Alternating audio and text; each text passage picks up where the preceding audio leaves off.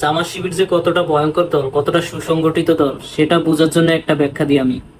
যে আমলিক ছাত্রলীগ সারা জীবন আন্দোলন করেছে, একটা একটা শিবির দল ধরে ধরে জবাই কর। সেই শিবির এর পরিচয় পাওয়ার পরে আমরা কি দেখলাম?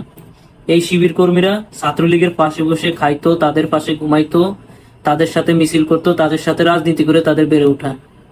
একটা বন্ধুর কথা বলি, যে 5 ওয়াক্ত নামাজ পড়তো, কিন্তু ওয়াজ মাহফিলে যাইতো না, ইসলাম নিয়ে কথা বলতো না, ইসলাম নিয়ে কথা বলতে ভয় পাইতো। সে বন্ধু দেখি 5 তারিখের পরে ছাত্র শিবির করে। বিগত সরকার আমলে একটা খারাপ অভিজ্ঞতা বলি, আমাকে কিছু মানুষ ছাত্র শিবিরের ট্যাগ দিত, কিন্তু আমি আসলে ছাত্র শিবির করতাম না। এই জামাত ছাত্র শিবির বলে আমাকে অনেক হুমকি দেওয়া হয়েছিল, আমার পরিবার হুমকি দেওয়া হয়েছিল, আমার কাছ থেকে চাঁদা নেওয়া হয়েছিল। আমি ব্যাপারটা নিয়ে তখনই দুশ্চিন্তা করি যখন আমার পরিবারের লোক মনে করে আমাকে ছাত্র শিবির, এবং কিছু আলেম ছাত্র শিবিরের তীব্র বিরোধিতা করে। তখন আমি ছাত্র শিবির নিয়ে একটু রিসার্চ করি, আর রিসার্চ করে যেটা পেলাম সেটা হচ্ছে, আমাকে জামাত শিবির কেন বলা হতো ভাই? আমি দাড়ি রাখতাম এই জন্য, দাড়ি রাখা নবী সুন্নত।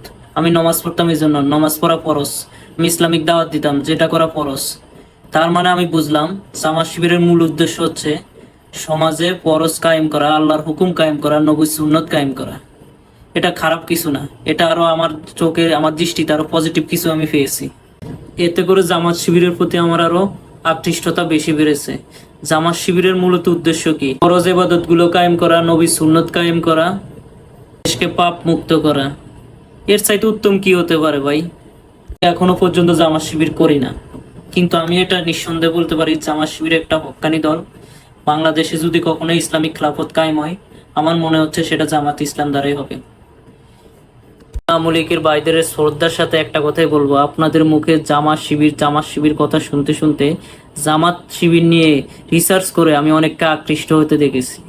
কোনো বন্ধু দেখেছি যারা শুধু আমলিকের অপবাদের কারণে জামাত শিবিরের প্রতি আকৃষ্ট হয়েছে। জামাতের মূলত নিন্দাটা, গিবটটাই হচ্ছে জামাতের সবচেয়ে বড় প্রচার প্রচারণা ছিল এই 16টি বছর। তার মানে দাড়ি টুপি রাখলেই, নামাজ পড়লেই কেউ জামাত শিবির না। জামাত শিবির ছাত্রলীগ রূপে ছিল, আপনাদের মাঝেই ছিল, কিন্তু নির্যাতনটা হয়েছে আমাদের মতো সাধারণ মানুষ।